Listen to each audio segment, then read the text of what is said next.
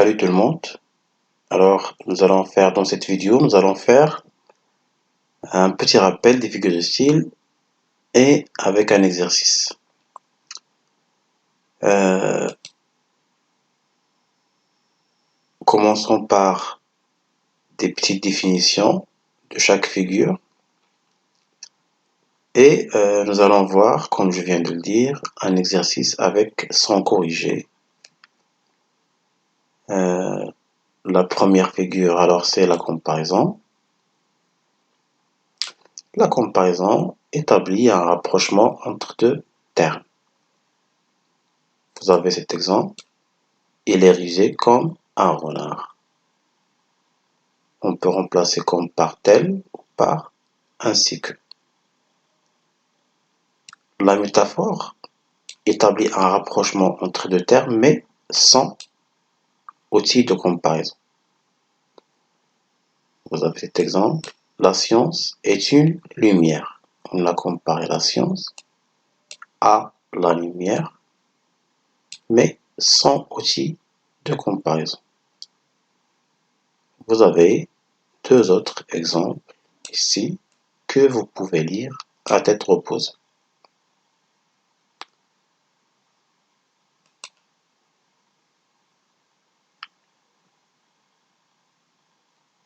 Vous avez aussi cet exemple.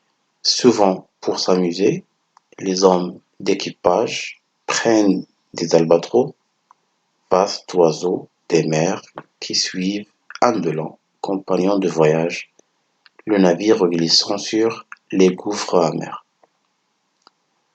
Tiré des fleurs du mal de Baudelaire.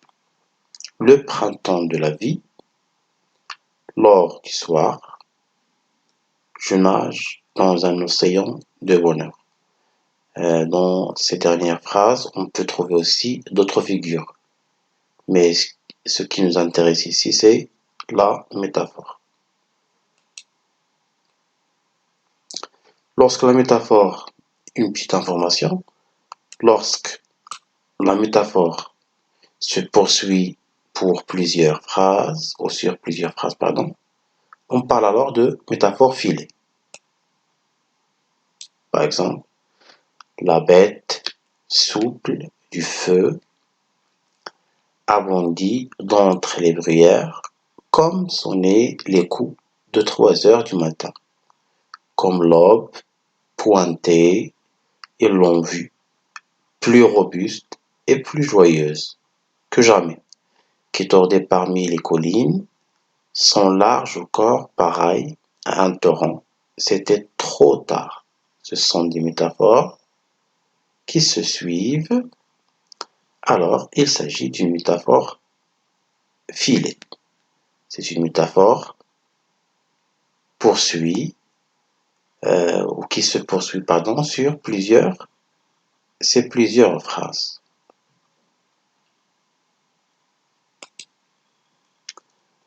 La troisième figure de style, c'est la personnification.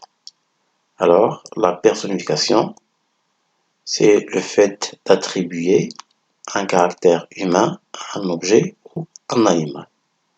C'est le fait de représenter une chose ou une idée sous les traits d'une personne. Exemple, la rivière chante. Vous avez un autre ou deux autres ou trois autres exemples. 4 autres exemples.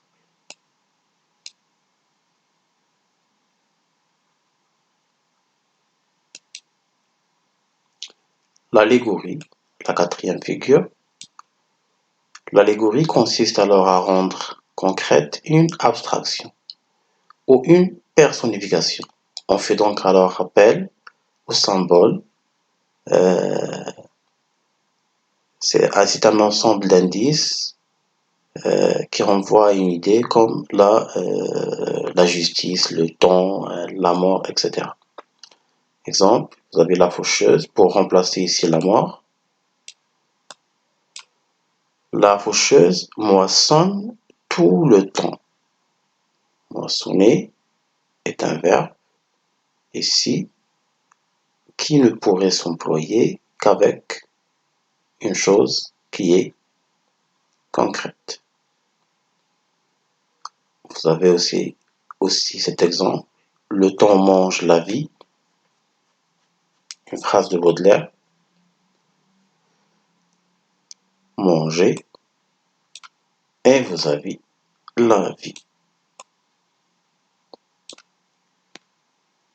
Les deux tribus se rencontrèrent, un rameau d'olivier et une colombe à la main. Ici, on joue sur les symboles. Colombe, rameau. Une balance est le symbole de la justice.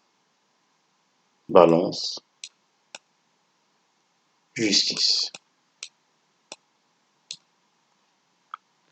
Alors, l'allégorie, c'est rendre concrète une abstraction.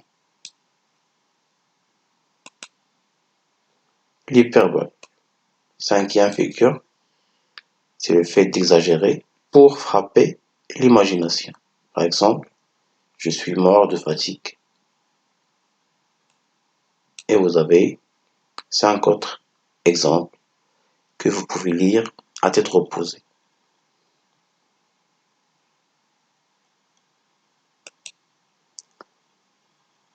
La gradation, on fait succéder des termes d'intensité croissante ou décroissante. C'est un type de l'énumération. Exemple, je meurs, je suis mort, je suis enterré. Série de verbes qui sont classés de manière croissante. Vous avez aussi des autres exemples. Par exemple, il mange, dévore, avale.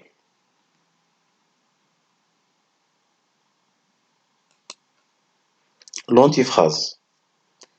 L'antiphrase, c'est le fait de dire le contraire de ce qu'on pense par ironie.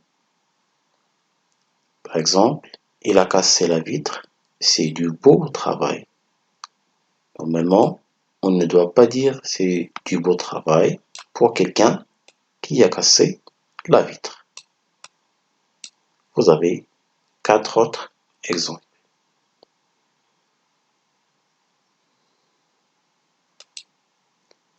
La périphrase. La périphrase, c'est le fait de remplacer un mot par un groupe de mots. Le roi des animaux, c'est pour remplacer le lion. L'astre du jour, c'est pour remplacer le soleil. Et vous avez d'autres exemples. L'antithèse. L'antithèse, c'est le fait de rapprocher deux idées contradictoires dans un énoncé. Par exemple, il arrive pauvre dans la ville, il en part riche. Vous avez la première idée et la deuxième idée. Et vous avez deux termes contradictoires. Riche, c'est l'antonyme de pauvre. Vous avez 3 autres ou 4 autres exemples. Le paradoxe, figure d'opposition aussi. Le paradoxe, c'est une proposition qui va contre ce que l'on attend habituellement. Par exemple, est-ce qu'il y a de plus profond dans l'homme? C'est la peau. Tout le monde sait que la peau est ce qu'il y a de plus superficiel et non de plus profond. Alors, la proposition ici, ou le paradoxe, est une proposition qui va contre ce que l'on attend. Un autre exemple, pour mieux comprendre, quand on sait faire une chose, on la fait. Quand on ne sait pas la faire, on l'enseigne. Quelque chose qu'on ne sait pas la faire, on ne peut pas l'enseigner. Alors, c'est le fait de dire le contraire de ce qu'on attend habituellement. Vous avez deux autres exemples que vous pouvez lire à tête reposée. Alors, ce qui est important pour moi, le petit rappel, nous l'avons déjà fait, c'est l'exercice. L'oxymore. L'oxymore est toujours lié à deux mots de sens contraire. Par exemple, riche, pauvre, illustre, inconnu, une folie raisonnable. Riche, c'est le contraire de pauvre, illustre le contraire d'inconnu. Les deux termes, ils sont épithètes, ils sont collés, ou ils sont employés dans le même groupe nominal. Vous avez ces autres exemples. L'anaphore. Alors l'anaphore, c'est un type de répétition. C'est le fait de répéter un mot ou un groupe de mots en tête de phrase ou de vers. Vous avez par exemple Rome, l'unique objet de mon ressentiment. Rome, à qui vient ton bras d'immoler mon amour. Vous avez ici deux vers et vous avez le mot Rome qui se répète à la tête de chaque vers. Ou en tête, pardon, de chaque vers. La métonymie. La métonymie consiste à ne pas désigner un être, un objet par son nom, mais par un autre qui est lié au premier par un rapport logique. Par exemple, il boit un verre. Ici, on a le contenu, on a employé le contenant pour remplacer le contenu. J'ai lu un Balzac. Nous avons employé l'auteur pour remplacer l'œuvre. Un bon fusil, etc. Vous avez ces autres exemples que vous pouvez lire à tête reposée en faisant pause à la vidéo. La synecdoque, un type de la métonymie, il consiste à remplacer un terme par un autre, plus étroitement lié que dans une métonymie. C'est un tout par une partie. Par exemple, un toit, le toit, c'est pour remplacer la maison. Paris, c'est pour remplacer la France. Une voile, c'est pour remplacer un bateau à voile. Et vous avez trois autres ou quatre autres exemples. La litote, dire le moins pour exprimer le plus. Par exemple, va, je ne te hais point, la célèbre phrase. Ici, cette phrase, va, je ne te hais point, c'est pour signifier que je t'aime beaucoup. Alors, dire le moins, je ne te hais point, c'est le moins. Le plus, c'est je t'aime beaucoup. Vous avez trois autres exemples.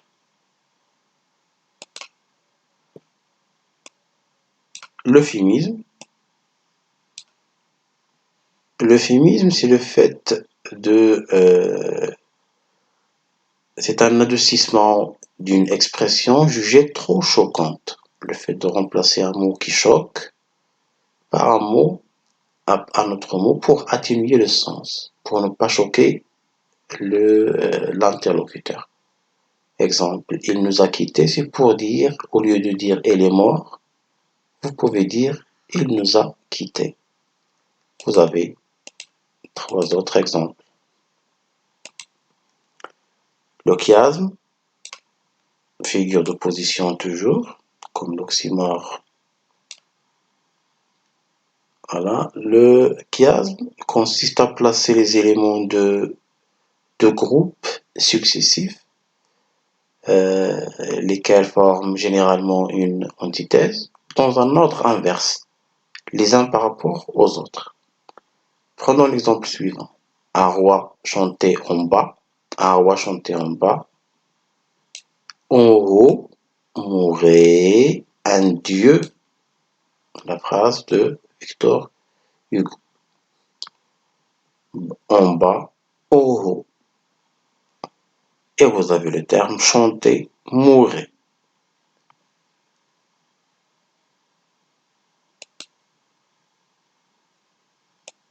L'énumération,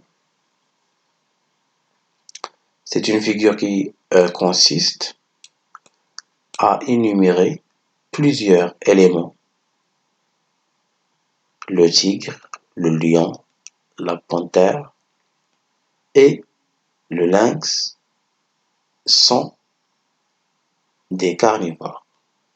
Ici, on énumère plusieurs animaux pour dire qu'ils sont carnivores. 1, 2, 3, 4. Vous avez deux autres exemples.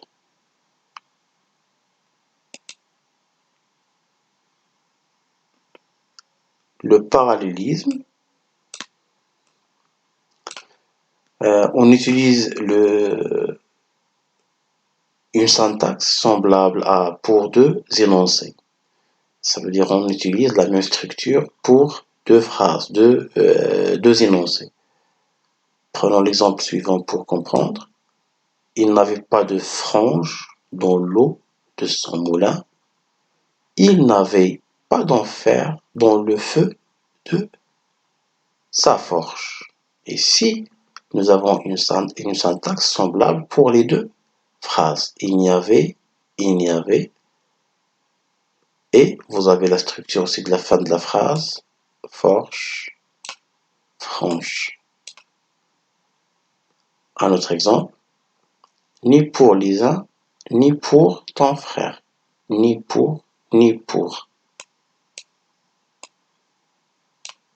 Que la vie est belle, que la nature est tendre.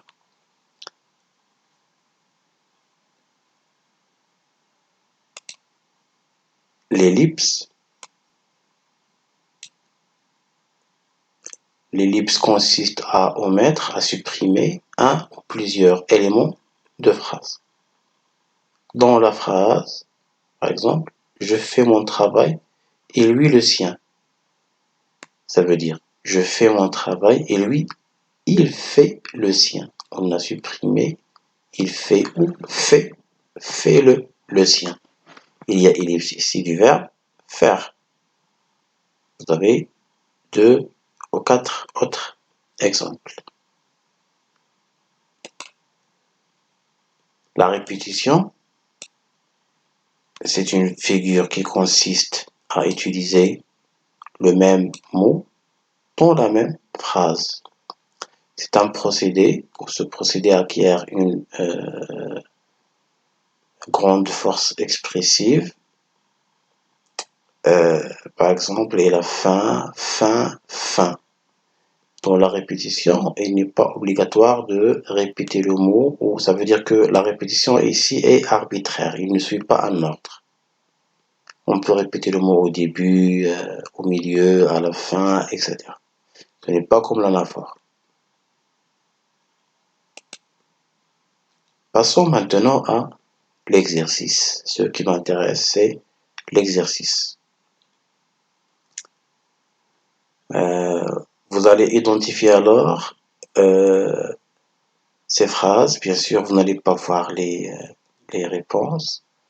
Alors, vous allez réfléchir un petit peu sur ces phrases. Pourquoi nous avons trouvé la métaphore, par exemple, ici? Alors, il a des cheveux de soie. Pourquoi nous avons dit métaphore? Il a des cheveux de soie, pardon. Cheveux de soie. Nous avons ici un nom, plus ici un complément de nom. Cheveux de soie, c'est pour dire que des cheveux lisses. La forêt gémit sous le vent. C'est une personnification. La forêt ne peut pas gémir. C'est un homme qui peut ou qui pourrait gémir. Le temps est un grand consolateur. C'est une allégorie. Si on a considéré le temps comme étant quelque chose qui est concrète. J'ai une faim de loup. J'ai une faim de loup. C'est une métaphore. Une faim de loup. Une grande faim.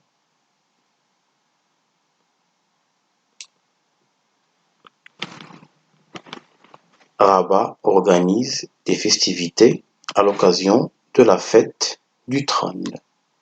Ici, Rabat, on a remplacé les habitants ou les responsables par le nom de la ville, Rabat.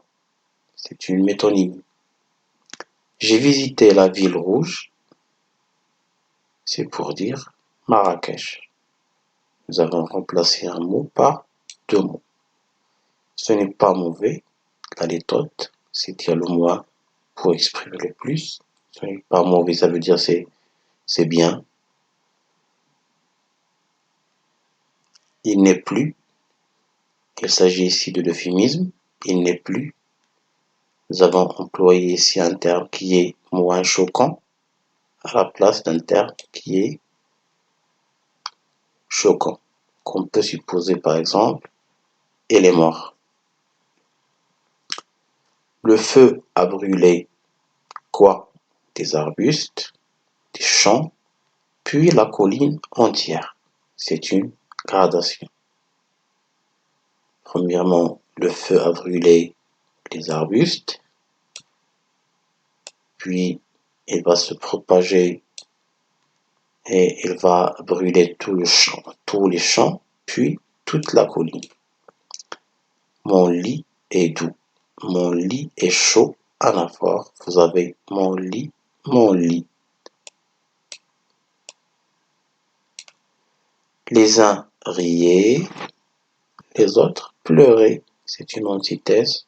Vous avez rié et vous avez pleuré. Vous avez ici deux idées contradictoires. Ça, c'est la première idée. La deuxième idée. Rappelle-toi Barbara, c'est une répétition.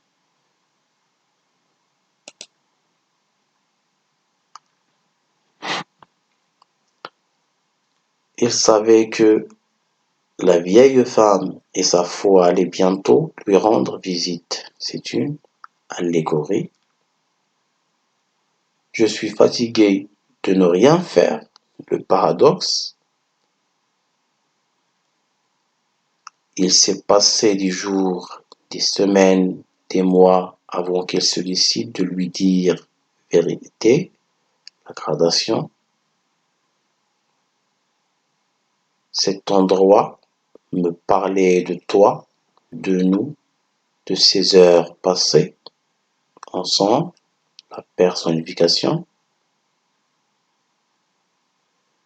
Un homme qui me hait près d'un homme qui m'aime, l'antithèse.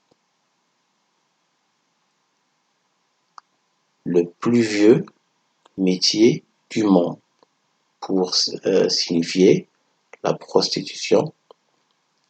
C'est une périphrase. Paris s'éveille, une métonymie, une avalanche de cadeaux, c'est une hyperbole,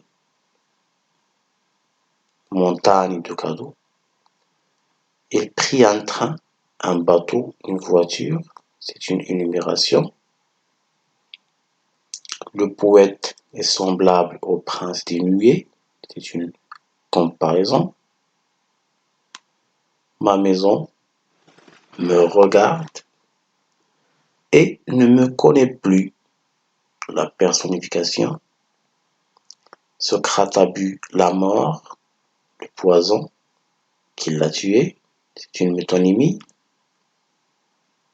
Les casques bleus sont intervenus en Bosnie. Les soldats de l'ONU. C'est une métonymie. En plus du mensonge, il a d'autres belles qualités. Antiphrase. Les ténèbres où l'on dort, ça veut dire la mort. Une périphrase.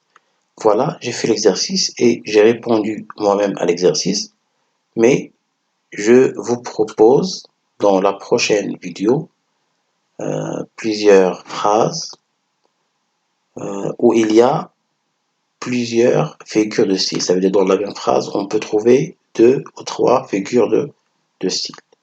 Merci pour votre présence et à la prochaine, Inch'Allah.